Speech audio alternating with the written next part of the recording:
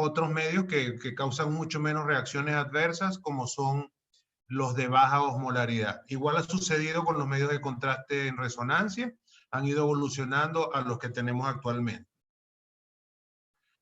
Medio de contraste definitivamente es un factor primordial en todas las modalidades diagnósticas donde se usa, aumenta la sensibilidad y especificidad, permite entonces, yo diría siempre las 3 palabras clave de lo que nosotros hacemos, que es detectar las lesiones, es lo primero, identificar el lugar exacto desde el punto de vista anatómico, y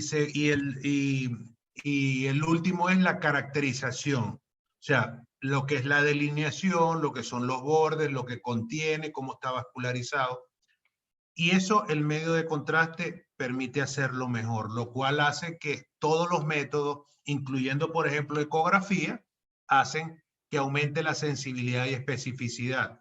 Nombro la ecografía porque en América no tiene el auge que tiene el uso de medios de contraste en ecografía como lo tiene Europa, por ejemplo. Y eso se lo pueden preguntar con mucha seguridad a Sergio, al profesor Sergio, que es formado allá en Francia. Entonces, el realce y diferenciación de los tejidos corporales se va a lograr con esto, y el uso de medios de contraste es integral. Rayos X, tomografía, resonancia magnética, ultrasonido, CT PET, MRI PET y mamografía, por solo mencionar algunos. Entonces ahí tiene un ejemplo de una mano bien planificada hasta los niveles distales, ¿verdad? De los dedos. Y aquí llama la atención esa foto de ese peloncito. Eso fue publicado por National Geographic en el 2005, y eso es el producto del estudio de la momia del rey Tut por medio de un tomógrafo de 64 cortes. Y esto es la aproximación de lo que debería ser su cara. O sea que nos sentimos muy orgullosos de ser radiólogos, porque también tenemos que ver con lo que es historia y arte. Los medios de contraste actualmente más usados son los hidrosolubles. Se siguen usando los varitados, por supuesto, que es un medio de contraste que viene de la segunda década del siglo pasado y sigue teniendo vigencia en los estudios varitados digestivos o del tracto gastrointestinal. Los hidrosolubles entonces son los de mayor uso. Todavía lamentablemente en algunos países hay medios de contraste de alta osmolaridad, y ya van a entender por qué digo esto, porque estos de alta osmolaridad son los iónicos. Existe una sola molécula isoosmolar no disponible en Argentina, y tenemos los más usados a nivel mundial y los que tienen el mayor perfil de seguridad, que son los de baja osmolaridad. Entonces, bueno, vamos a empezar con los contrastes iodados.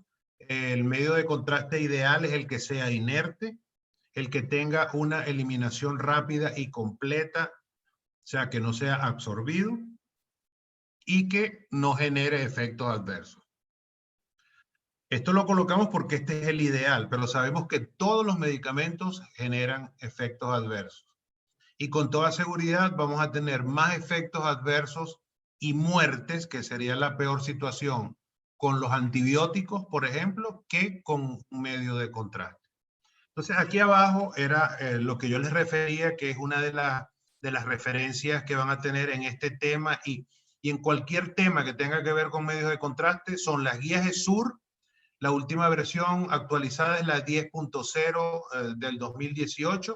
Esa es de la Sociedad Europea de Radiología, pero también tienen la del American College of Radiology, o ACR, que hay una muy reciente de este año, la cual salió a la luz pública en enero, esa actualización.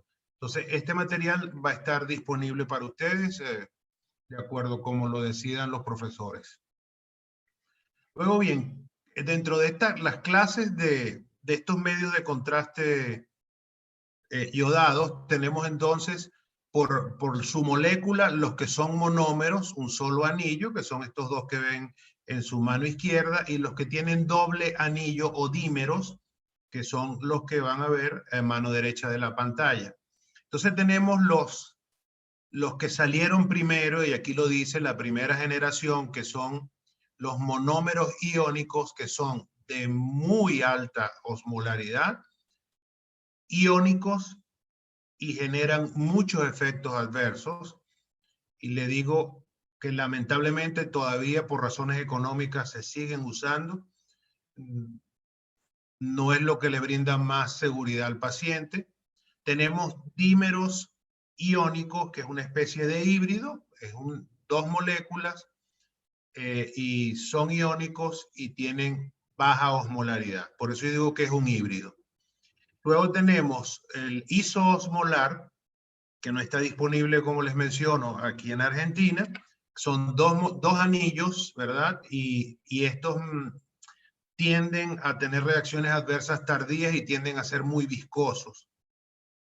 Y tenemos entonces los más usados, que son los de baja osmolaridad, no iónicos, donde hay múltiples marcas, todos tienen un perfil de seguridad similar y en algunos casos pueden variar un poco, son las presentaciones de las concentraciones. Siempre de forma rutinaria usamos la concentración y cantidad más baja que nos permita hacer el diagnóstico, y por lo general las concentraciones altas las dejamos para hacer estudios vasculares.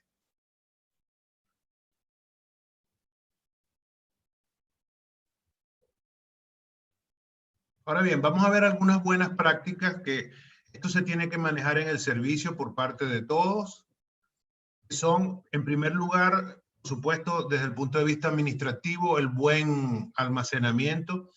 En algunas ocasiones hemos conseguido en centros con muy buenos equipos de 128 cortes, por ejemplo, vemos el medio de contraste dentro de la sala del tomógrafo.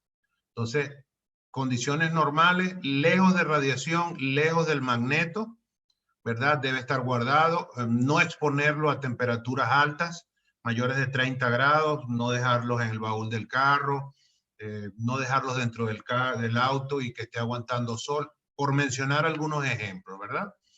Y lo otro es que cuando están almacenados en la farmacia, están a temperaturas que pueden ser bajas, 18, 20 grados.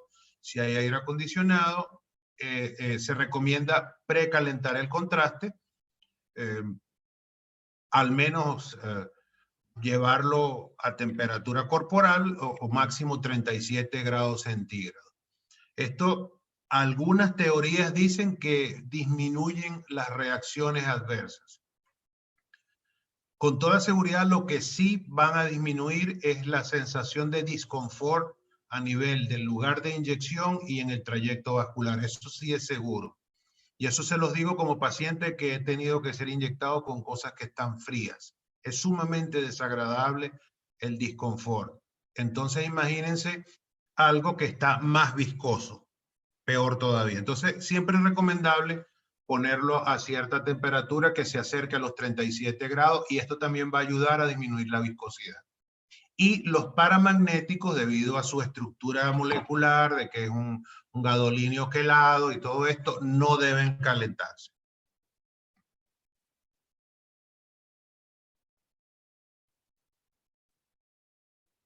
Otro importante es la inspección visual, y este es una analogía en inglés, pero que se aplica mucho a español también, que es, fíjense el triángulo central azul, donde tienen una E que sería la fecha de expiración, revisar la fecha en que se vence el contraste. Tenemos luego a mano derecha la D, que sería daños, si el envase sea de vidrio como el que tenemos por acá, o en algunos países donde hay envases plásticos, ver que la integridad de ese envase, ver cómo es la integridad de la tapa, del tapón, del aro que de aluminio que asegura el tapón con el vidrio. Y por supuesto lo otro es la P para presencias de partículas. Mis residentes y mis alumnos se reían porque yo les decía que tenían que buscar pececitos en el frasco, ¿verdad? Ver pequeñas partículas suspendidas, ver sedimentos y también ver que no tenga un aspecto lechoso de leche. Eso a veces también puede suceder, que se precipite la molécula por mucho frío. Entonces hay que estar pendiente a esto. Lo otro es que si no se maneja de forma aséptica, la manipulación de esto puede llegar a ser un medio de cultivo para hongos y bacterias. Y este frasquito que ven acá a mano derecha es un ejemplo de crecimiento bacteriano con 3 semanas de incubación a temperatura normal. Y fue contaminado a propósito para ver cómo se desarrollaba. La mayoría de los fabricantes lo que recomiendan es que frasco que sea punzado, porque es la forma adecuada de destaparlo, debe ser desechado a las 10 horas. O sea, el contraste restante debe ser desechado a las 10 horas. Por eso es que estos grandes envases de 500 cc, por ejemplo, se recomiendan para centros que hagan bastantes pacientes para que no tengan que estar desechando medio de contraste al final del día. Como buena práctica, siempre se recomienda el consentimiento informado porque no podemos decir que no hay riesgo. Siempre, insisto en esto, con todos los medicamentos siempre hay un riesgo. Entonces es importante explicarle al paciente, dejarlo que pregunte, decirle qué es lo que va a sentir, qué es lo que se le va a hacer. Ese es el derecho del paciente. Y por lo general empezamos a hacerlo cuando lo exigen las leyes. Les voy a poner un ejemplo muy claro que son los Estados Unidos, donde por lo general, a excepción de estas elecciones actuales, todo es muy bien llevado. Y allá no todos los estados de la Unión obligan al consentimiento informado. Sin embargo, los grandes centros, como donde ustedes se entrenan acá en Argentina, sí lo obligan a hacerlo a pesar de que el estado no lo exija. Entonces es una buena práctica. Y esto también hace que uno le brinde más confianza al paciente. Y la confianza yo creo que es la mejor premedicación para evitar efectos adversos. Demostrar confianza en lo que se está haciendo por parte de todo el equipo, o sea, sean los tecnólogos, licenciados, residentes y especialistas. Es muy importante esto. Antecedentes de importancia que hay que tomar en cuenta a la hora de elegir los pacientes, porque esto es importante, hay que individualizar cada paciente. Entonces, hacer un interrogatorio sobre alergias. Si hay alergia previa a un medio de contraste. Tiene contenido graso, no es contenido intestinal esto, pero tiene algún ámbito inflamatorio de la grasa, ¿no? Ok. Gracias, Francisco, por permitirme continuar. Entonces, si hay una alergia previa, si hay una alergia previa al medio de contraste, puede haber un incremento de riesgo de 5 veces, y si no es relacionada al medio de contraste, si es por otra causa, el incremento de riesgo va a ser de 2 a 3 veces. Van a conseguir en este tema de alergia que a veces los interrogatorios que son muy antiguos y que es lo que siempre hemos hecho, y por eso siempre tenemos que estar con la mente preparada para romper paradigmas, es preguntar si tiene alergias a los mariscos. Los mariscos no tienen nada que ver, el componente alérgico de los mariscos no tiene nada que ver con el yodo. En tal caso se pudiera preguntar si tiene alergia a las algas en tal caso. Entonces esto como para romper uno de esos paradigmas, ¿no? La insuficiencia renal por las lesiones agudas que se pueden producir, una nefrotoxicidad por contraste y fibrosis sistémica nefrogénica en el caso de resonancia magnética. Esto es importante documentarlo, si el paciente tiene buena función renal.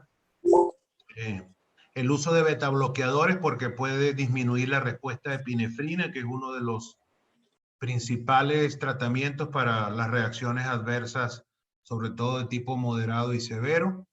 Y miastenia gravis porque puede exacerbar las reacciones adversas en un 6% y en un 1% las agudas.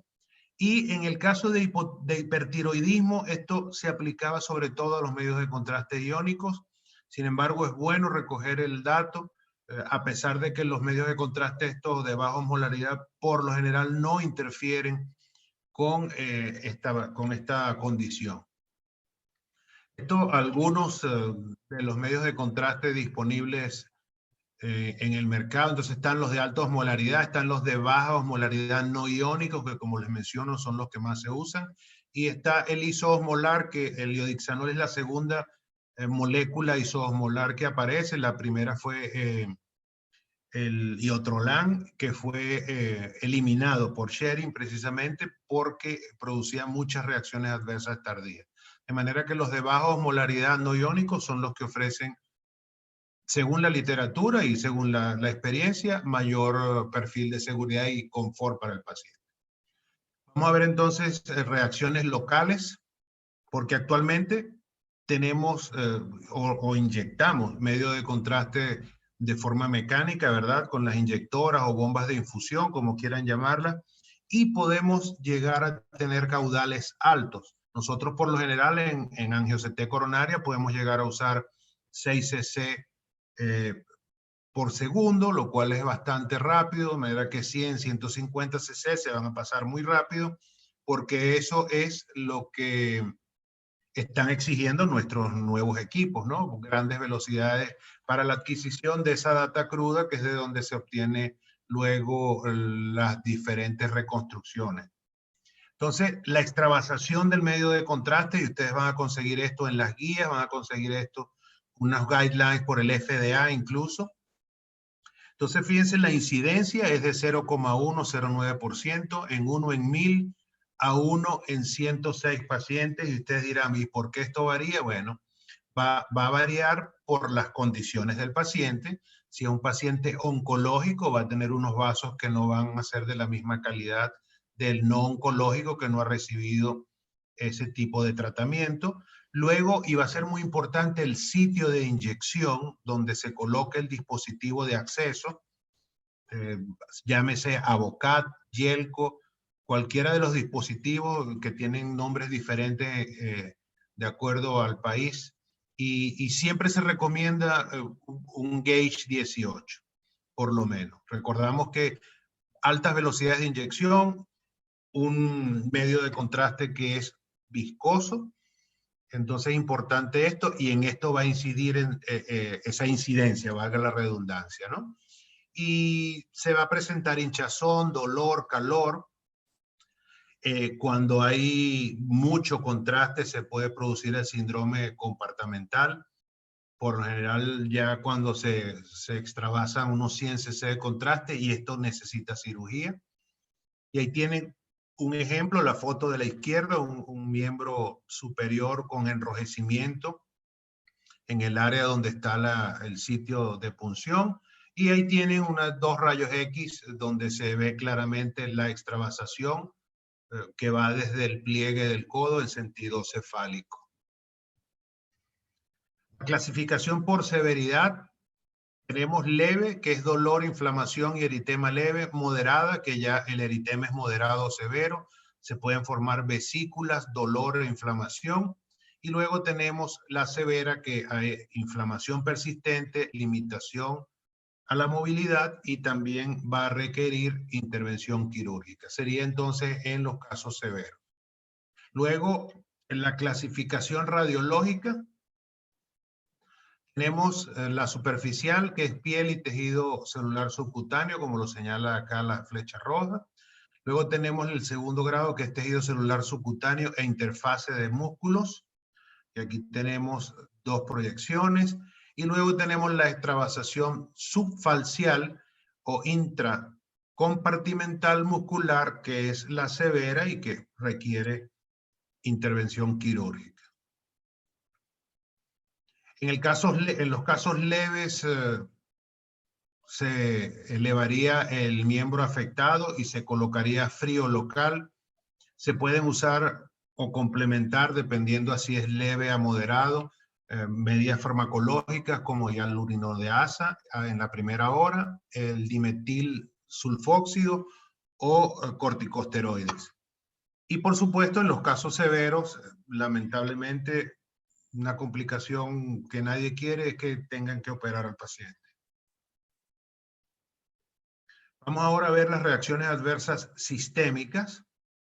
Esto se aplica a los dos tipos de medio de contraste, a los iodados y a los de resonancia magnética. La etiología es de hipersensibilidad, el 90% está relacionado con histamina, donde se van a involucrar basófilos y eosinófilos.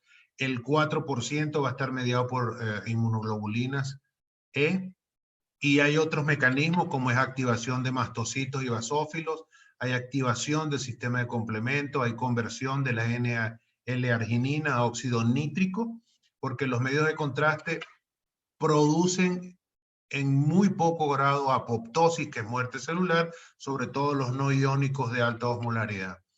Y también tenemos la activación del sistema de coagulación por bradicinina y pseudoantígenos.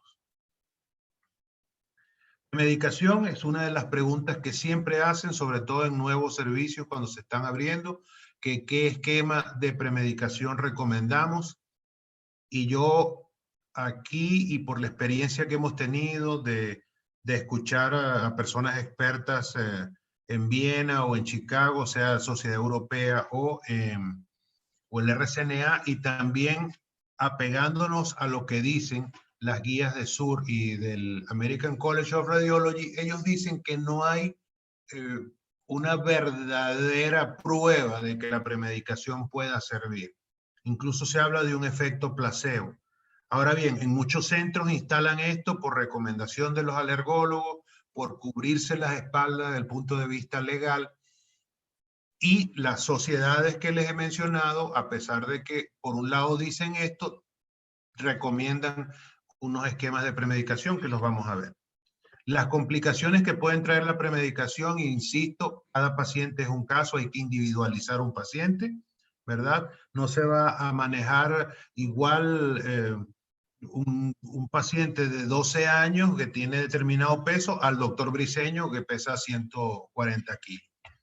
Entonces eso hay que tenerlo en cuenta, y sucede aquí con el tema de los diabéticos, por ejemplo. Entonces, riesgos en la premedicación: leucocitosis transitoria, elevar la glicemia en los no diabéticos. Fíjense cómo puede subir de 20 a 80 miligramos, y en los diabéticos de 100 a 150, por solo poner un ejemplo. Y no usarlo de forma cotidiana, sino en pacientes que tengan alergias previas por lo que ya les mencioné. Este es uno de los esquemas que sugiere el American College of Radiology, y dentro del material también me recuerdo que hay unas tablas para el tratamiento en pacientes adultos y niños. Esas también se las voy a enviar a los profesores para que se las hagan llegar. Y en este caso, y siempre en las premedicaciones, como ustedes ven allí, el régimen es la combinación de corticosteroides con antialérgicos. Metilprednisolona, Benadryl, prednisona, Benadryl, hidrocortisona y Benadryl. Y esto varía de acuerdo a los nombres comerciales, de acuerdo al país donde estemos y de acuerdo a la disponibilidad del tipo de corticoides. Las reacciones adversas no renales. Entonces tenemos los eventos adversos, los clasificamos según su gravedad, y tenemos los agudos, tardíos y muy tardíos. Los agudos son a más tardar 60 minutos de la inyección, los tardíos de 1 hora a 7 días, los muy tardíos después de 7 días de haber administrado el medio de contraste, y luego los agudos los vamos a dividir en leves, moderados y severos, donde los leves son cefalea, náuseas, vómitos y urticaria. Los moderados van a ser vómito persistente, urticaria marcada, hipotensión, broncoespasmo, edema facial y laringio, y reacciones de tipo vasovagal. Y en las severas tenemos el shock, el choque, paro respiratorio, paro cardíaco, convulsiones, y por supuesto lo peor que puede suceder, que es la muerte. Afortunadamente las reacciones severas son muy bajas, y eso lo vamos a ver también en las estadísticas más adelante. Los efectos adversos, según la fisiopatología, puede ser idiosincrático o anafilactoide. No conocemos de forma clara la patogénesis. Tienen que ver vasoactivos, mediadores. Donde está metida la histamina es la urticaria. Tenemos reacciones fisiológicas a la quimiotoxicidad o tal vez a la osmolaridad. Y esto se da mucho en los iónicos. O sea, cuando hacíamos intervencionismo con los iónicos, se alteraba el ritmo cardíaco.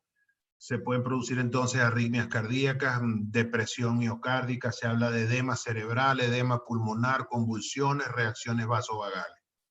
Estas serían las debidas a la quimiotoxicidad u osmolaridad. Entonces aquí tienen el tipo de reacción según el tipo de contraste. Y esto les hago énfasis porque de verdad a mí me da dolor ver que se esté trabajando todavía en algunos países con contrastes iónicos. Yo cuando tuve la oportunidad de hacer Doppler en España en el 2000, ya no había uso de medio de contraste iónico en un hospital de la Comunidad de Madrid. Entonces, nosotros pues todavía seguimos sobre todo aspectos económicos, usando esto, ¿no? Entonces tenemos, fíjense la diferencia entre las reacciones leves, van del 15 al 3%, y el 15% para los iónicos de alta osmolaridad. La moderada de 1 al 2% versus 0,204, y la severa, fíjense, 0,2 a 0,02. Igualmente, por supuesto, en los iónicos es bastante baja la severa, pero con toda seguridad, fíjense ese rango de las posibilidades de fallecimiento por medio de contraste. De 1 a 100.000 a 1 en 1.000.000. Con toda seguridad, los de 1 al 100.000 se van a acercar a los de alta osmolaridad y el de 1 a 1.000.000 relacionado a los de baja osmolaridad. Por eso es importante identificar factores de riesgo.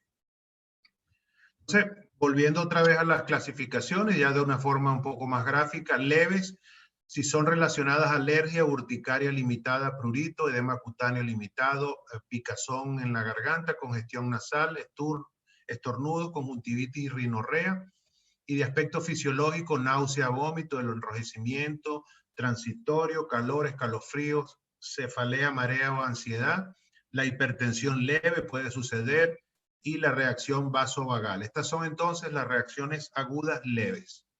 Luego las agudas moderadas se van acentuando lo que ya mencionamos en la lámina previa, urticaria, prurito, eritema difuso, edema facial sin disnea, opresión de garganta sin disnea, y a la auscultación pueden haber sibilancias o incluso a la audición, broncoespasmo leve sin hipoxia, y fisiológico, vuelven a aparecer náuseas y vómitos, ya la hipertensión se hace más acentuada, puede haber dolor torácico y reacciones vasovagales.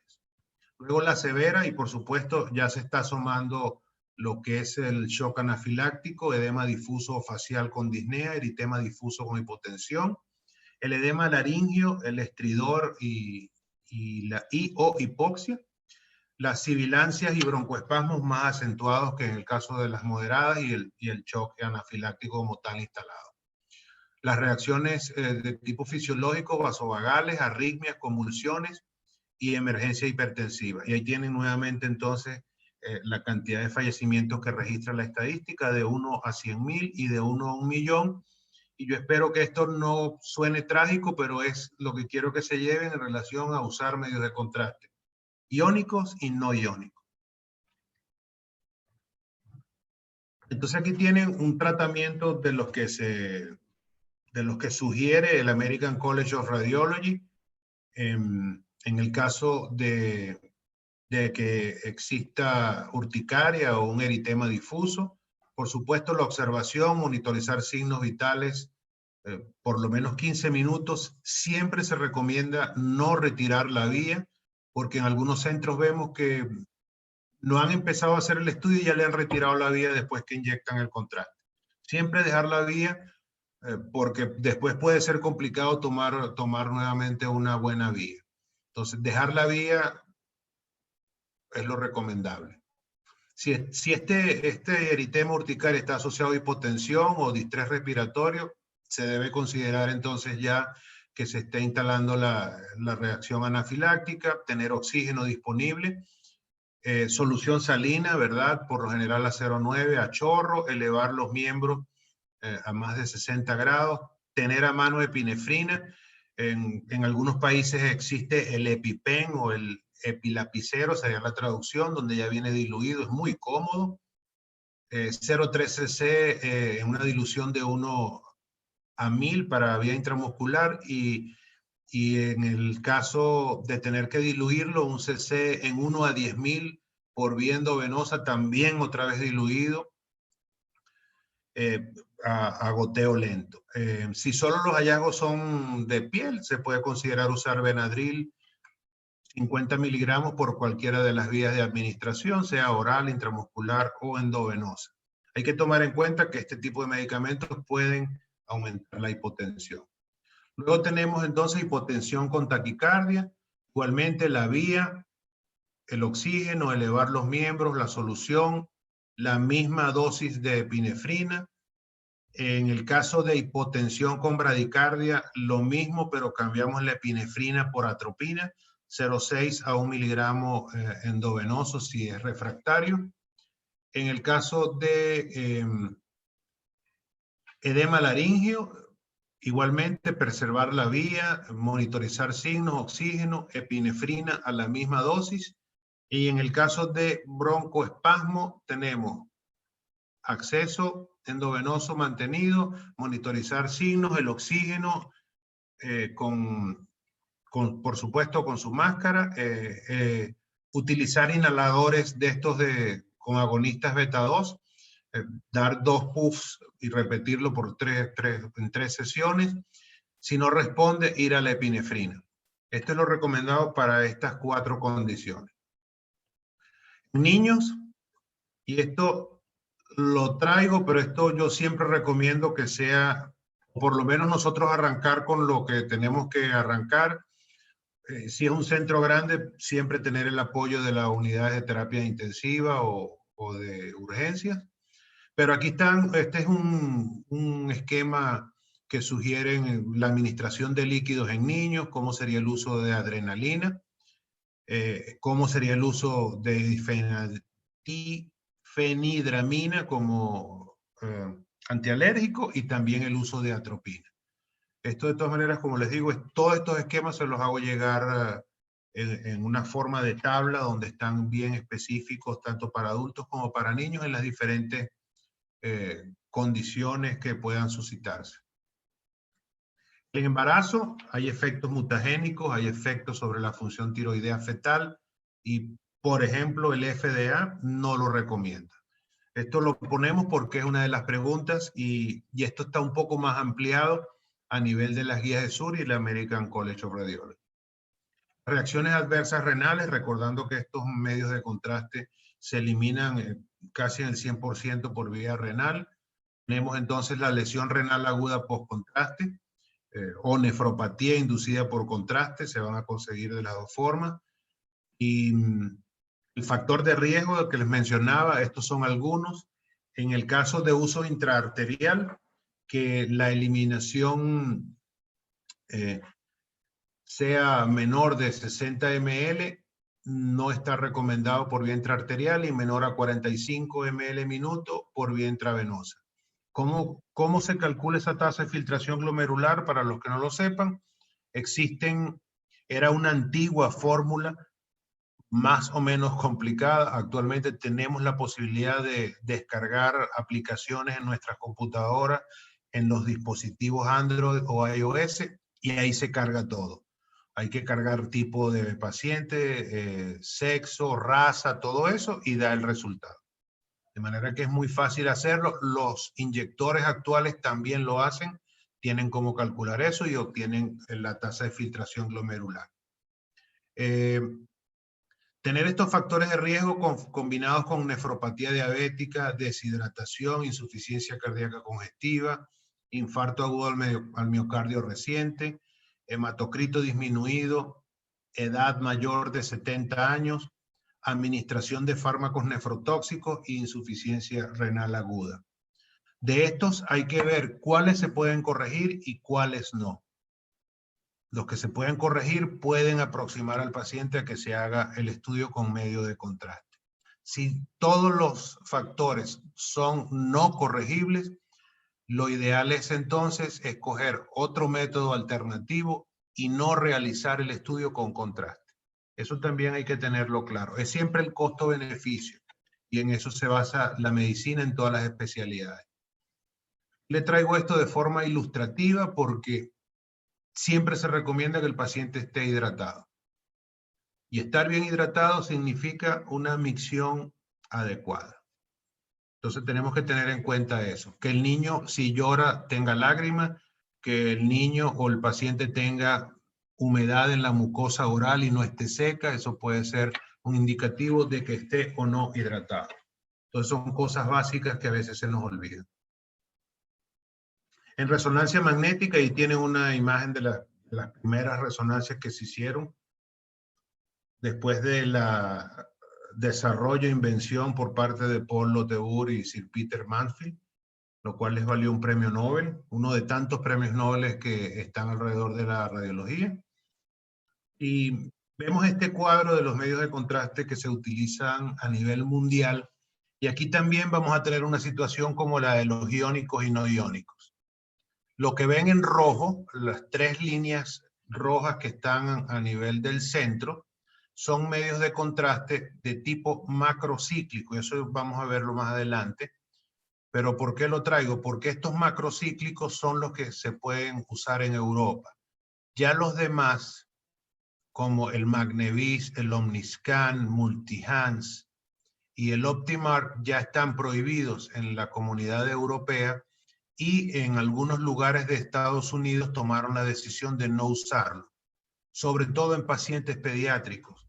Y esto lo digo porque lamentablemente acá en Latinoamérica todavía se siguen usando medios de contraste lineales de forma bastante amplia y son mucho más inseguros para el paciente.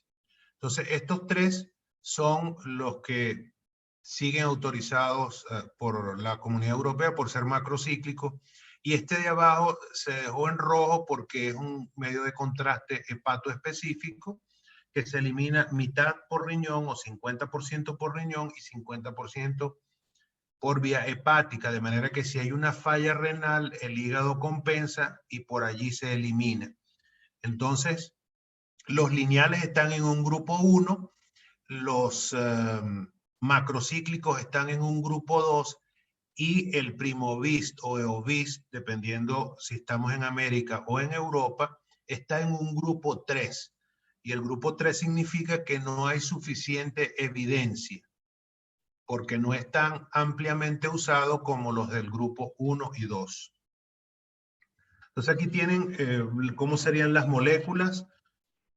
Aquí la ionicidad no es de tanta importancia por las bajas dosis, y entonces tenemos lineales, que son estos, y el nombre está de acuerdo a la estructura molecular, y tenemos los macrocíclicos, y esto tiene que ver porque el gadolinio por sí solo es altamente tóxico, entonces hay que quelarlo, ¿verdad? Unirlo para que no esté libre. Entonces, fíjense cómo el macrocíclico es una especie de jaulita en relación a este que es lineal. Entonces, la estabilidad va a estar dada mayormente con los quelados macrocíclicos. Y aquí tienen el ejemplo. Entonces, para que el gadolinio se libere de ese quelado macrocíclico, se tiene que romper simultáneamente en 5 o 6 lugares de la jaulita, como yo les menciono, ¿no? Un colega cuando toca este tema pone unos cangrejitos donde las tenazas van haciendo esa jaulita. Y ese ejemplo me gusta, y por eso les hablo de la jaulita. Aquí ya les estoy agregando un consenso nuevo en las referencias, un consenso que acaba de salir este mes. Es 2020, publicado en Radiology, también está a la disposición de ustedes entre el American College of Radiology y la Fundación Nacional del Riñón de los Estados Unidos, que habla sobre medios de contraste en resonancia. De manera que ese también lo van a tener disponible. Y bueno, y en el caso de los lineales, se pueden romper más fácilmente porque la ruptura puede ser, como lo están viendo aquí, secuencial. Es más fácil que esa ruptura sea secuencial, una causando la otra, y se libere esa molécula de gadolinio, el cual pasaría a ser tóxico. Fibrosis sistémica nefrogénica es una de las complicaciones. ¿Y cuáles son los signos y síntomas de ella? Hay características cutáneas. Por lo general van a ser simétricas, ambos brazos, ambas piernas. Respeta la cara. Ok, esto es importante. Esta patología por primera vez fue mencionada por un dermatólogo y luego fue que se asoció al uso de gadolinio en pacientes con problemas renales. Esto no sucede con pacientes con función renal normal. Es pacientes con problemas renales, sobre todo en la escala de filtración glomerular o de enfermedad renal crónica, las escalas 4 y 5. Puede conllevar a discapacidad y muerte porque se produce fibrosis. Y en un 5% puede haber una evolución rápida y tórpida que conlleve a la muerte.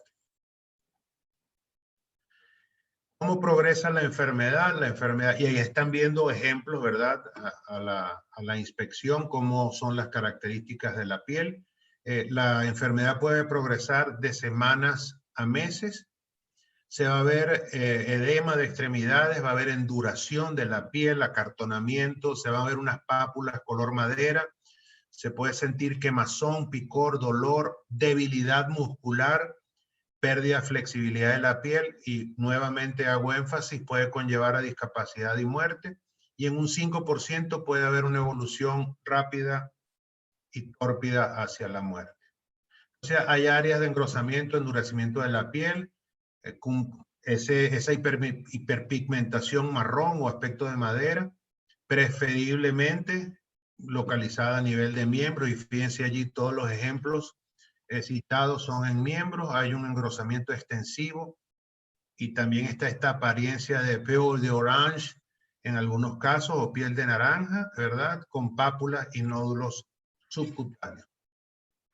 Cortes axiales de resonancia magnética donde se ve el engrosamiento y la afectación a nivel muscular, porque inicialmente esto se planteó de que solamente era a nivel de piel. Después se fue estudiando, tipo COVID, ¿no? Que ha reventado por todos lados. Bueno, esto fue igual. Empezó a afectar pulmón, miocardio, músculo, etcétera, etcétera. Entonces, en cuanto al diagnóstico de extensión del compromiso sistémico del que les hablaba, pruebas de funcionalismo pulmonar pueden identificar el compromiso a ese nivel. La ecocardiografía en relación al corazón. No es necesaria en este caso biopsias de músculo, y los reumatólogos y dermatólogos pueden sumarse a ayudar a lograr este diagnóstico diferencial. Esto es importante porque por lo general las enfermedades tienden a ser más en hombres que en mujeres, nos dan más a los morenitos o los ¿cómo dicen ustedes acá? Se me fue. Bueno, los de piel más oscura les da más que a los blancos. En este caso no. No importa la duración de la enfermedad renal, no importa la causa, los morochos, no importa la causa de la enfermedad renal y su distribución es igual de sexo. Por lo general es en la edad media porque son las edades donde se hacen más estudios con contraste derivado de gadolinio. Y la difusión es igual, le da igual a los esquimales que le da igual a los italianos o nos da igual a los que estamos acá en Argentina. Esta es otra imagen de otra expresión, fíjense, más fuerte, más extensa, ¿no? Más acentuada. Aquí igualmente, publicado en Radiographics en el 2009 por Prince, donde ahí vemos engrosamiento de piel, placas eritematosas, ¿verdad? Y placas hiperpigmentadas. De ese mismo paper de Prince en el 2009 de Radiographics. Entonces, fíjense aquí a nivel de la pared anterior torácica cómo hay un engrosamiento de la piel a nivel de mamas. Y esto fue biopsiado y correspondió a fibrosis sistémica nefrogénica. Entonces, bueno, ¿cuál ha sido la experiencia de la fibrosis sistémica nefrogénica? Y este paper que ven allí en la esquina superior derecha fue publicado en el 2016 y habla de la experiencia clínica a largo plazo. Entonces, hablan de que proporciona información médica crucial, los medios de contraste derivados de gadolinio, y tiene un excelente perfil de seguridad. Son más seguros que los agentes de contraste yodado en el sentido de los efectos sistémicos, las reacciones alérgicas y también los problemas renales. Hay más de 450 millones de dosis, 450 millones de dosis de medios de contraste en todo el mundo, desde que apareció el primero en 1988, el Magnevis. El 2006 fue la primera descripción de la asociación entre la exposición de medio de contraste derivado de gadolinio y la aparición de la fibrosis sistémica nefrogénica en pacientes con insuficiencia renal grave solamente. ¿Ok? Y incluso en la fisiopatología hay varias hipótesis, pero ninguna es exacta y todavía sigue siendo así. La fibrosis sistémica nefrogénica disminuyó drásticamente a partir del 2007 y esto fue porque nosotros como que nos hicimos más profesionales y tratamos de realizar unas prácticas más seguras, no más profesionales, sino prácticas más seguras. O sea, comenzamos a entender mejor lo que implicaban los medios de contraste, ¿verdad? Y entonces la misma sociedad nos exigió que las prácticas fueran más seguras y entraran en vigor. Y por lo tanto conllevó a que a partir del 2017 disminuyó y desde el 2010 no se ha recibido nuevos casos de fibrosis con ninguno de los medios de contraste. Entonces, ha influido la eliminación de lineales, ha influido que detectemos pacientes con alto riesgo o que estemos más pendientes de la función renal. Y bueno, hasta el 2014, como les digo, esto fue publicado, recibido en el 2015, aprobado y publicado en el 2016. Y hasta el 2014 la confianza ha sido muy restablecida en gran medida. Y ya vamos a ver por qué digo eso, porque luego aparece esto, que es la deposición en cerebro, mayormente en cerebro. Está comprobado que hay deposición en otras áreas corporales, pero se ve sobre todo en cerebro. Y tiene que ver con gadolinios, por supuesto, los medios, ¿verdad? Los que los políticos odian, los medios, o los medios odian a los políticos, pero empezó todo eso. Restricción de uso de gadolinio, demanda, incluso hubo algo muy famoso que fue, le apareció en un estudio acúmulo de gadolinio a la esposa de Chuck Norris, un famoso karateca y actor que llegó a hacer películas incluso con Bruce Lee.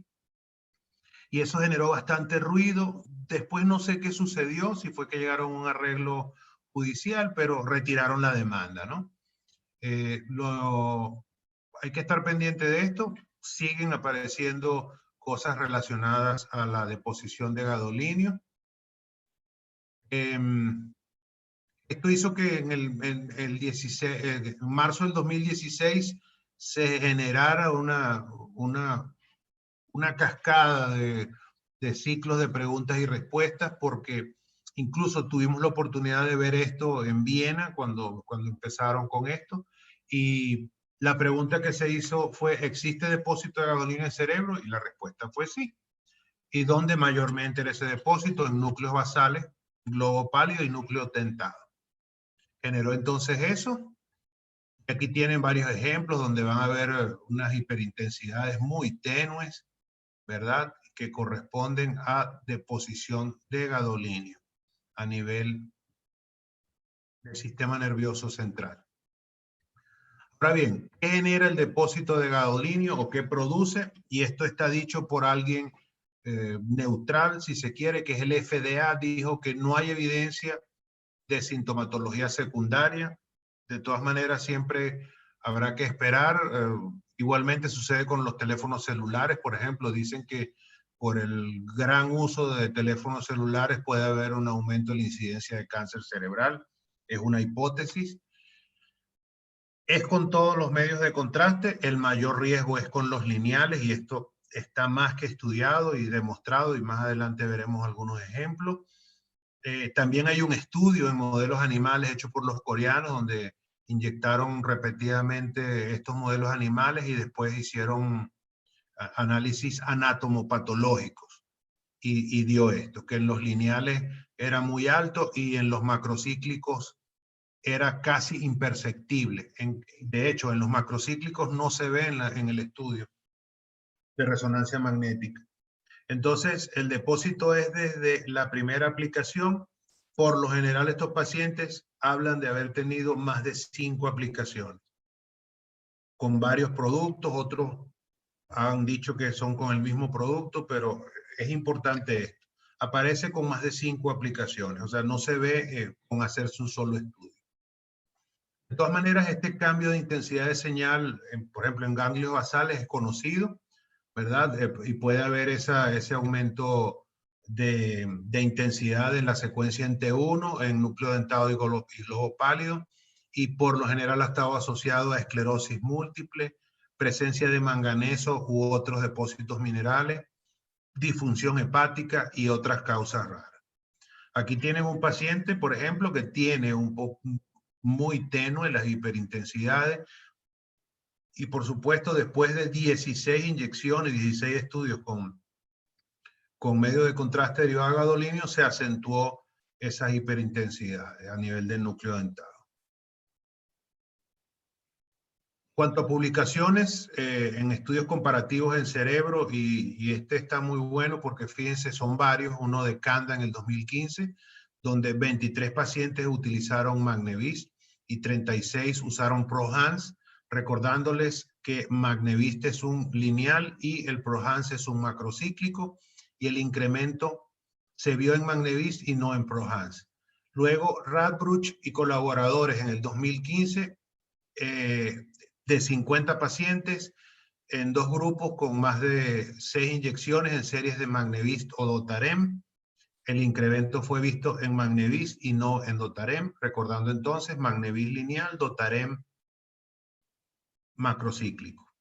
Cao en el 2016 comparó Magnevist con Gadovist, 25 pacientes y un control. Igualmente Magnevist es el lineal y Gadovist es el macrocíclico, y no se vio aumento de intensidad de señal con el Gadovist o Gadobutrol. Este gráfico está muy bueno porque fíjense, aquí vemos cómo es la intensidad de señal residual. Del lado izquierdo, 3 productos que son lineales, el Omniscan, Multihance y Magnevist, y fíjense cómo mientras más tiende a ser amarillo, naranja y rojo, es mayor cantidad de deposición del gadolinio, y fíjense que mayormente se ve con el Omniscan. Y luego, dentro de los macrocíclicos, que serían estos 3 que siguen, y este último sería solución salina, y fíjense cómo ahí pueden ver que no pasa del rango del azul más bien oscuro, ¿no? Entonces, muy poca, casi imperceptible deposición de gadolinio en esas zonas cerebrales.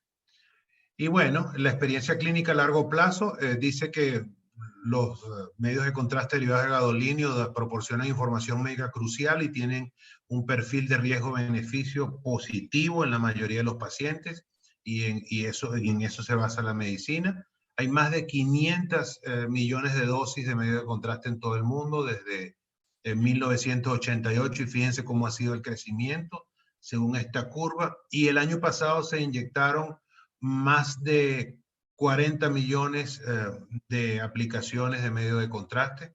Con toda seguridad, los lineales han disminuido mucho y han aumentado los macrocíclicos, sobre todo en los países desarrollados donde han establecido estas leyes de forma estricta. Lamentablemente aquí en Argentina todavía utilizamos medios de contraste lineales, así como muchos países de Latinoamérica.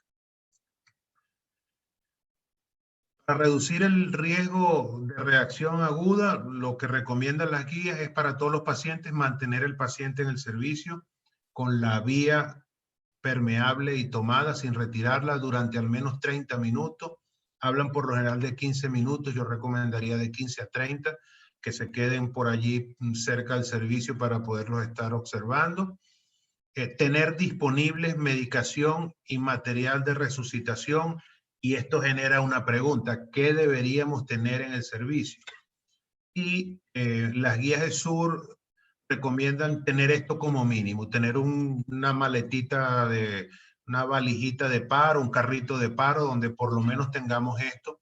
Y esto se recomienda sobre todo en los centros que son outpatients, que no tienen emergencias, urgencias, que no tienen salas de cuidados intermedios o terapia intensiva, tener oxígeno, la adrenalina, el antihistamínico H1, atropina, el inhalador dosificador beta 2 agonista, tener fluidos, por lo general solución al 09, salina y Ringer, tener fármacos anticonvulsivantes, recordando que dentro de las reacciones severas puede darse esto, tener el tensiómetro o el esfigmomanómetro para estar monitorizando signos vitales y por supuesto actualmente se usa un respirador bucal de una sola vía que es muy fácil de colocar, no hay que romperle los dientes como lo hacíamos cuando nos tocaba intubar con el laringoscopio, ¿no? Esto es importante y esto está explícito entonces allí en las guías de SUR. Lo que hay es que leer un poco y está todo bien documentado y escrito. Aquí tienen lo que serían esos dos Biblias del medio de contraste actualizadas. Y ahí tienen la del 2020 y tienen la de las guías de SUR la versión 10.0 que se actualizó en el 2018. Pensé que iba a salir, o a lo mejor sale una actualización a finales de este año. Si no sale a finales de este año, va a salir el año que viene, las de las guías de SUR. Para los que no lo saben, es la Sociedad Europea de Radiología Urogenital, pero esta entidad es la vocera de la Sociedad Europea de Radiología, para que lo tengan presente y sepan de qué estamos hablando. Y la ACR es el American College of Radiology. Entonces esto va a estar disponible en el material que se les va a enviar para que puedan desempeñarse mejor en el uso de medios de contraste. Mensajes para llevar a casa, take home messages. Medio de contraste juega un rol vital y esto lo sabemos por el tema de que nos permite realizar detección precoz de las lesiones, mejora la caracterización de ellas y también permite delimitar la vasculatura porque también podemos usar los medios de contraste para temas de angio, tanto en tomografía como en resonancia. Y ya concluyendo, los avances en la industria de medios de contraste va a la par con la tecnología de los equipos, de tomografía y resonancia sobre todo, aunque como les mencioné, hay una nueva aplicación para los yodados que es en la mamografía. Contrastes actuales, por cierto, va a llegar un equipo, tengo entendido, a Córdoba.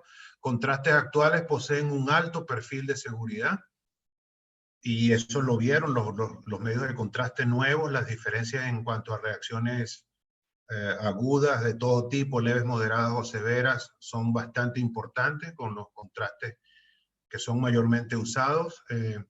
El uso no es inocuo, ustedes vieron allí, de 1 a 100,000, 1 a 1,000,000 pueden morir, que es el desenlace fatal, pero vieron que los porcentajes con los medios de contraste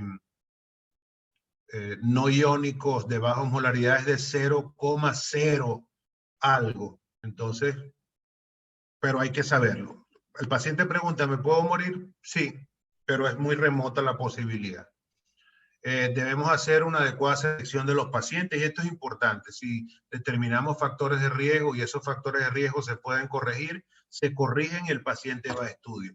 Si los factores de riesgo y los antecedentes no se pueden corregir, entonces el paciente debe considerar, como dice en lo siguiente, otras alternativas de estudio que no involucren el uso de medios de contraste, porque el paciente tiene riesgo elevado. Tiene riesgo elevado, o sea que... Y lo otro es que las reacciones adversas siempre se pueden presentar, tenemos que tenerlas presentes, no tenerles miedo, porque con conocimiento vamos a poder afrontar esas reacciones, ¿verdad? Entonces tenemos que tener confianza en lo que hacemos y debemos estar preparados con personal capacitado y equipo suficiente, el carrito de paro o la valija de paro. Y estar también pendiente de que lo que se use de allí se reponga, porque eso también sucede y lo hemos visto. Se roban las cosas del estuche, del carrito, cuando se van a necesitar no están, o se usan y no se reponen. Entonces hay que estar también pendiente de esto. Eso, lo que yo les menciono, es parte de la experiencia que he vivido en diferentes hospitales en varias partes del mundo. Y bueno, y al tener este personal capacitado, equipo suficiente, vamos a poder dar una respuesta o una atención adecuada a quien nos debemos, que es al paciente. Entonces, por un lado, hacemos los diagnósticos precoces y por otro lado, podemos proteger al paciente ante una reacción de este tipo. Bueno, nuevamente muchísimas gracias por la invitación a los profesores Sergio y Alberto, mis grandes amigos, y espero que esto les sirva para su desarrollo profesional y cualquier duda, no sé, tenemos creo que un ciclo de preguntas y respuestas. Bueno, José, muchísimas gracias. Has sido muy claro. Has superado ampliamente las expectativas. Así que muchísimas gracias, José. No, Nos un has placer. dado un muy buen pantallazo a los medios de contraste y cómo solucionar los problemas. Así consultamos a Alberto, si te parece, preguntas al auditorio, si alguien tiene alguna pregunta. Si no, yo quisiera hacer un comentario que nos ha pasado con el gadolinio, que uno dice no tiene mortalidad o escasa mortalidad. Ya hemos tenido mortalidad hace 2 años con una resonancia magnética osteoarticular. La persona salió de su resonancia magnética, una joven, habrá tenido 38, 40 años, y bueno, murió en nuestro centro por supuestas reacciones alergoides que se denominan. No tuvimos problemas médicos legales ni nada, pero bueno, todavía nos duele día a día la experiencia que tuvimos. A partir de allí planteamos una serie de medidas, como por ejemplo, que en cada lugar donde se realiza inyección de contraste tengan un cuadernillo. Ese cuadernillo tiene unas 10 hojas aproximadamente, donde están todas las indicaciones básicas de qué hay que hacer, etcétera, etcétera. Pero lo que no hemos podido, por una cuestión de organización, y ahí está la pregunta, José y Alberto, si han podido hacer, la palabra sería, a ver, ¿cuál sería la palabra? Simulaciones de reacciones adversas en los servicios y cómo las resolvieron. Es decir, por más que nosotros estemos entrenados y sepamos qué hay que hacer, llegado el momento, bueno, no es lo mismo, ¿no es cierto?, que saber qué hay que hacer ha llegado el momento. Entonces, si han tenido experiencias o cómo han resuelto el problema en vuestros servicios de reacciones moderadas a severas con los carros o los maletines, digamos, de emergencia, porque bueno, no vamos a hablar de lo sencillo porque es fácil de resolver, vamos de lo más difícil. Entonces, una persona que está con cierta dificultad respiratoria, ¿cómo lo resuelven? En horarios centrales, bueno, está muchas veces los servicios de terapia intensiva o no sé, están disponibles, pero en horarios no tan centrales, bueno, se tarda más tiempo, ¿no? A veces hasta 10, 15 minutos en tener respuesta de los servicios, digamos, no imagenológicos, y tenemos que actuar nosotros para, entre tanto, bueno, hacen simulaciones, han tenido, ¿cómo resuelven ese entretanto en los momentos difíciles? Entonces la pregunta para José y por supuesto Alberto, evidentemente como jefe de servicio, un servicio muy grande de diagnóstico por imágenes de Córdoba. Bueno, Sergio, la respuesta no es fácil y te voy a decir un ejemplo. Salió publicado, creo que hace más o menos 4 años en Radiology, hicieron una encuesta, médicos radiólogos en Estados Unidos y Canadá. O sea, no te estoy hablando de Argentina y Venezuela. Y el 70 y tanto % no sabía tratar una reacción adversa al medio de contraste. Estados Unidos y Canadá. O sea, en primer lugar me imagino porque es la dependencia total a la sala de urgencias, a la sala UCI, al first responder, les llega rápido los paramédicos. Bueno, ese es un tema. La forma que he visto que han tratado de resolverlo ha sido con entrenamientos y certificaciones.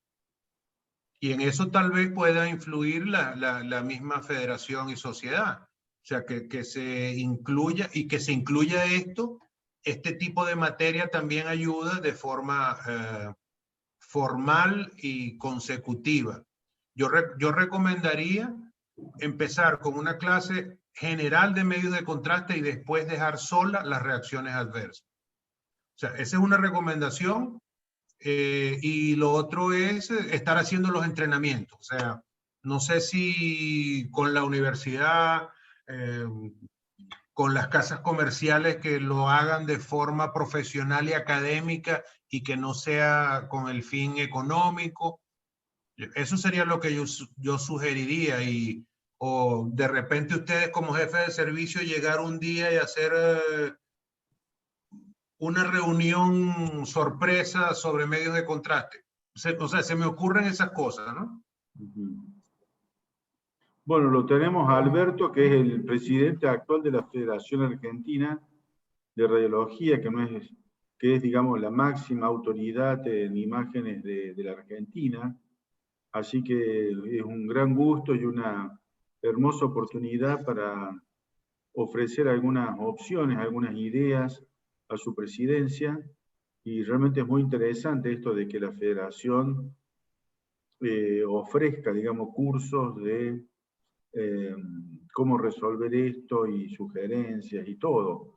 Pero en tu servicio, Alberto, ¿cómo resuelven esto habitualmente? Bueno, ahora paso a contarte. José, excelente la conferencia y aprendimos mucho además. Siempre se aprende de esto, ¿no? Porque uno tiene por ahí las cosas prendidas como con un alfiler. Así que muy bueno realmente. Mira, nosotros tenemos un par de cosas que fueron mencionadas por José, que es tener la caja de paro que le llamamos acá, en condiciones en las que hay laringoscopios como para estar listos para intubar para niños, adultos, etcétera, de los diferentes tamaños. Hay todos los medicamentos que se controlan una vez por semana, que no estén vencidos, que no falte nada. Luego tenemos la ventaja de estar en un centro asistencial, como es una clínica, ¿no? Privada, pero al estar todos digamos, a ver, terapia intensiva, unidad coronaria y guardia,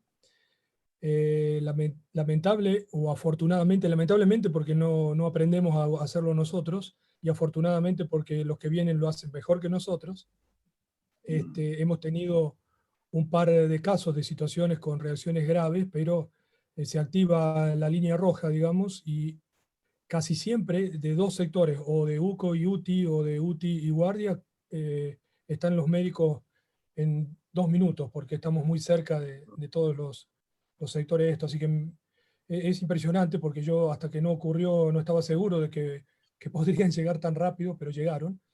De todas maneras, también contamos, como dijiste vos, Sergio, con una cartilla que es de 2 hojas, 2 o 3 hojas, un poquito más chica, donde hay también las indicaciones de cómo actuar. Y en general, antes de esos 2 minutos se empieza con la administración de corticoide, siempre tenemos la vía. Como bien dijo José también, no hay que sacar la vía, digo, venosa para poder actuar. Si ocurre algo, hay que acordarse que muchas veces las reacciones no son inmediatas, sino algunos minutos después. Y se empieza con el tratamiento antihistamínico, corticoide, eventualmente adrenalina subcutánea, hasta que lleguen los que saben, intubar y todo eso, ¿no? Perfecto. Más o menos así es como actuamos ahí. Bueno. Y esto también, perdón, Sergio, también está recomendado, viste, estamos tratando de acreditar para la Joint Commission, y esto fue una cosa que fue lo primero que nos exigieron, ¿no? Tener todo eso aceitado de esa manera. Perfecto. Bueno, ¿alguna pregunta del auditorio? ¿Comentario? Bueno, Ahí con hay una respecto pregunta. a los medios de gadolinio, bueno, nosotros hace tiempo hemos dejado los lineales por los macrocíclicos en búsqueda, bueno, de mayor seguridad. Si bien tenemos terapia intensiva o centro, es un centro básicamente ambulatorio, y tenemos medicina de apoyo en general de 8 a 20 o a 22, y después no, pero las imágenes siguen.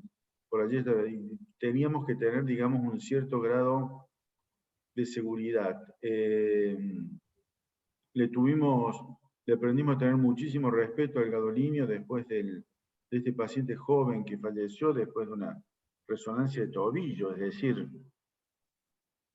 suponemos que fue por el gadolinio, digamos, no tenemos pruebas, pero era una persona sana que vino a hacerse una resonancia de tobillo y tuvo ese problema. Es decir, le aprendimos muchísimo respeto y bueno, aprendimos de alguna manera a tener esto de la resolución rápida, pero bueno, efectivamente no es sencilla la resolución rápida de problemas severos, porque bueno, nuestra especialidad no incluye cierto manejo de medicamentos y de administración de oxígeno y ciertas cosas estamos de alguna manera limitados, salvo en los centros, bueno, donde como el de Alberto tienen 24/24 servicios de medicina general, digamos, o de terapia intensiva, que es fantástico de alguna manera. Como dice, tiene sus pros y sus contras, pero lo gran pro es que, bueno, permiten resolver estos excepcionales, pero cuando ocurren son casos dificultosos. Dramáticos. Muchísimas gracias, José, por la participación. Sergio, Sí. perdón. Hay una pregunta de Fede que supongo que será Federico Ortega. ¿Querés que la hagamos a José? Sí, por favor. Dice, mira, José dice, acá se usa mucho la N-acetilcisteína como premedicación, supongo que para prevenir la... Ah, no, es por el problema renal. Dice, se usa Sí, la N-acetilcisteína como premedicación sin evidencia, incluso a veces en pacientes con filtrado glomerular normal. Bueno, ¿cuál es tu opinión, José? bueno, pero fíjate que él está dando la respuesta sin evidencia. Claro. Entonces, claro, se ha planteado el uso de N-acetilcisteína, sobre todo los cardiólogos, cuando van a hacer procedimientos intervencionistas, se ha propuesto el uso de bicarbonato de sodio. Incluso se ha propuesto la hidratación profiláctica y acaba de salir varios estudios. Uno de los primeros lo hizo el mismo Bayer, pero hay otros estudios ahora con otros de los iodados de baja osmolaridad donde no están recomendando hidratación profiláctica hasta el grupo 3. O sea, solo usar hidratación profiláctica grupos 4 y 5. Y esto hizo que se modificaran las guías de SUR con la revisión esta 2018. Ese paper también está a la orden, igual las guías de SUR, que esas le voy a enviar un paquete a Sergio para que le distribuya y te lo copio a ti también, Alberto. Perfecto, eso creo que responde lo que dice Fede.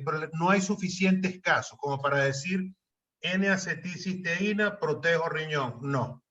Como les digo, bicarbonato de sodio, combinaciones de cosas, e incluso se está eliminando la hidratación profiláctica.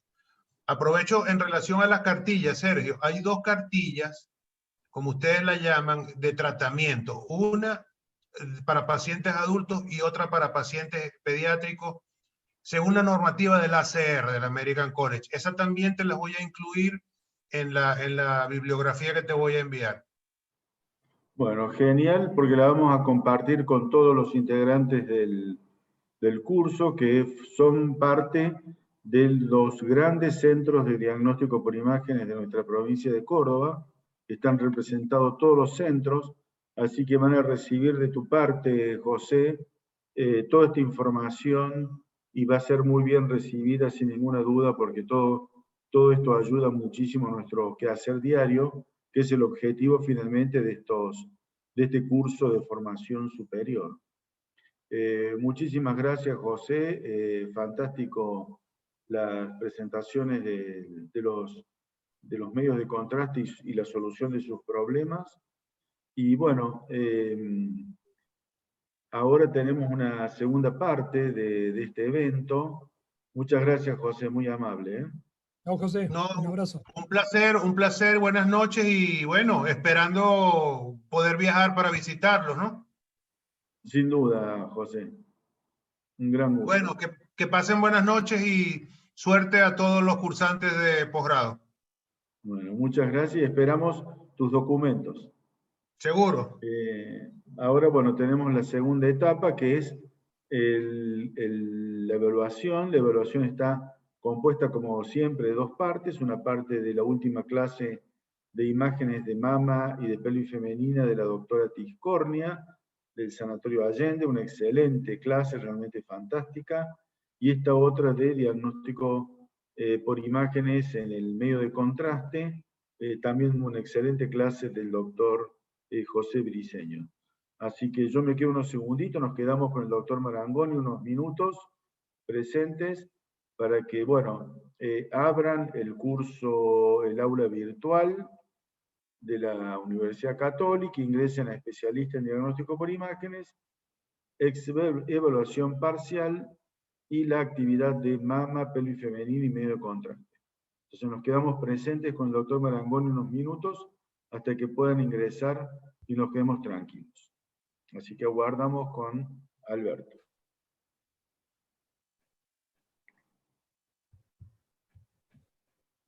Doc, pude ingresar sin problemas. ¿Pudiste, Juan? Sí, sí, sí, están... Bueno, la genial, primera Juan y última Ignacio. clase son de la clase de hoy. Muchas gracias, Juani. Bueno, chicos, éxitos a todos, le deseamos a Alberto y yo, y nos veremos Dios mediante la clase que viene. Alberto, ¿te queda un minutito todavía? Sí, cómo no. Bueno, bueno, todo bien, vamos casi terminando el curso.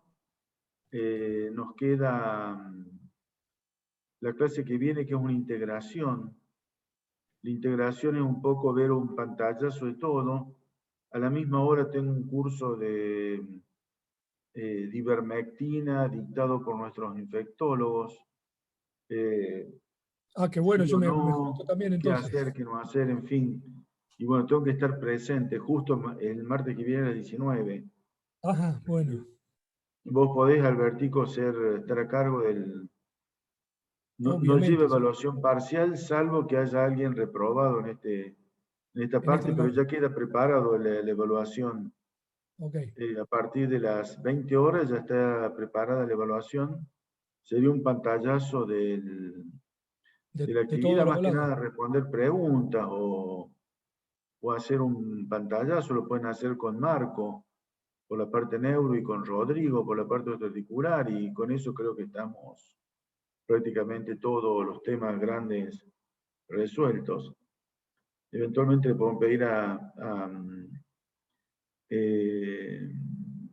María Elena, que hubo varias preguntas de pelvis que quedaron dudas, porque fue bastante, muy linda la clase de María Elena, orientada hacia los aspectos clínicos, que también participa en el cierre.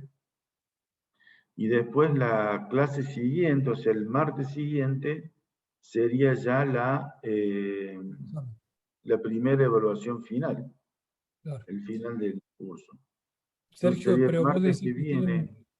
que estén presentes los que nombraste o recopilamos, digamos, algunos ¿Perdón? conceptos. ¿Vos pensás que tienen que estar presentes María Elena, Marco? No, los podemos invitar, pero digamos, tiene que haber un coordinador del Ok, curso, ok. Bueno, eh, que son cosas generales que las sabemos, Alberto. sí, sí, sí, Usted sí, puede sí. ver algo de neuro muy puntudo, o de mama muy puntudo, digamos, que nos pueda, pero el resto más o menos lo manejamos bastante bien. Justo se Bueno, superpone esta actividad sí, sí, no te preocupes, no, no, si y puedo con estar. eso, bueno, preparamos la clase, le enviamos todo como siempre, pero bueno, ya queda lista, y con eso, si quiere, Marco, si le quedó algún tema, por ejemplo, hay una hora, o sea, si quiere, yo necesito 15 minutos para reforzar este tema, lo tiene, por supuesto. 15, 20 minutos, se lo vamos a proponer a todos los docentes que tengan 10 minutos para reforzar algún tema, Que tú por eso, claro.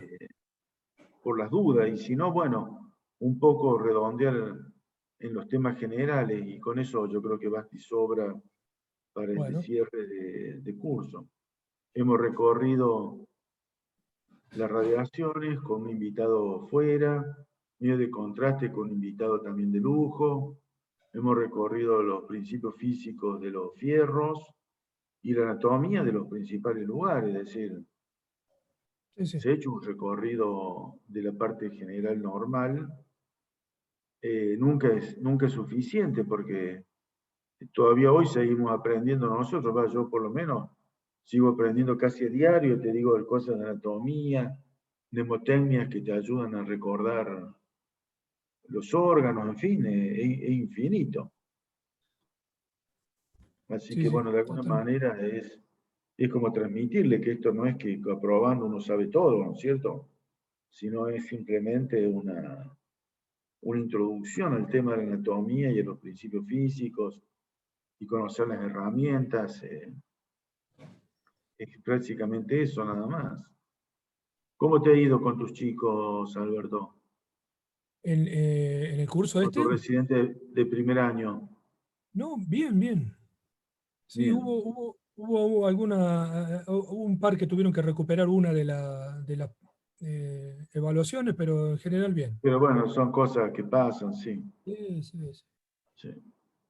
Bueno, No, yo le no, he hecho pero preguntas a mis últimos residentes de primer año de temas que se dan en el curso este. Y bueno, más o menos, es decir, no han fijado, no han sabido mucho aprovechar todas las actividades. La verdad que me queda ese ruidito. Porque bueno, se invitan profesores que son cada uno fuertes en su tema, no más que fuertes, muy fuertes en su tema. Vos hablaste de bueno, tórax, Rodrigo de osteoarticular, Marco de neuro, Paula de mama, es decir, pesos pesados en su área, en nuestra ciudad y en Argentina, o sea, no son jóvenes, digamos, que recién inician. Doctor Morales, Juancito en vascular, es decir, se han tocado temas fuertes por profesionales de primera línea. sí, sí. Pero bueno, hemos dado por lo menos lo que creemos que es importante para estos chicos. Así que más de esto no Sí, sí, además podemos. siempre, viste, debe servir como bien, siempre como bien decís, esto debe servir como un estímulo para que estudien más, o sea, no es solamente la clase, ¿no? Porque, Claro, la clase casi que es lo de menos. Bueno, está bien, claro, claro, Alberto. exactamente. Este Bueno, examen consta de bueno, yo 20 preguntas, 10 de medio de contraste que las vio José, algunas modificó, y 10 de mama. Así que son las 20 preguntas del examen de hoy. Así que tenemos un pool de, no sé, 100, 150 preguntas para hacer el examen final. ok. Así que bueno, negro, un abrazo. Bueno, perfecto. Bueno, Un abrazo, igualmente, un abrazo, Alberto. que sigas bien. Buenas noches.